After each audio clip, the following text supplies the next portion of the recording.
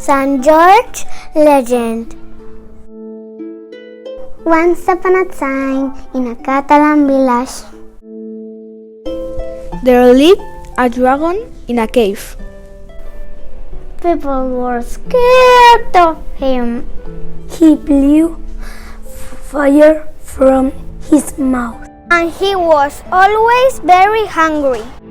People gave him food every day. First, they gave him bread, But he ate everything very quickly. later, they gave him carrots and tomatoes, but he also finished everything very quickly. Also offered him lots of fruits, but he was still hungry.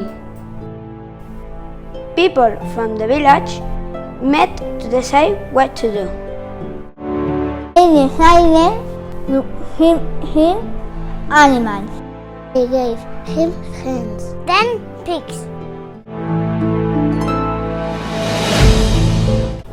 then horses,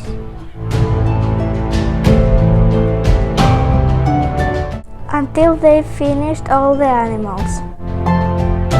So the king and the queen Decided to give him one person per day.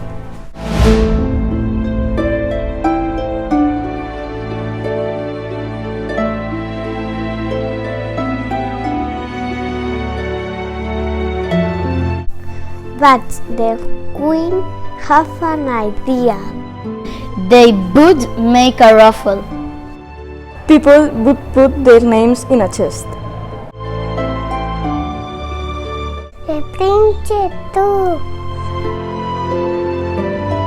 On the first day, the king took a paper. And it was the princess. Afraid but brave, she went to meet the dragon. When she was with the dragon, She heard a knight shouting, "I will rescue you." The name of the knight was St. George. he fought against the dragon. And he killed him with his sword.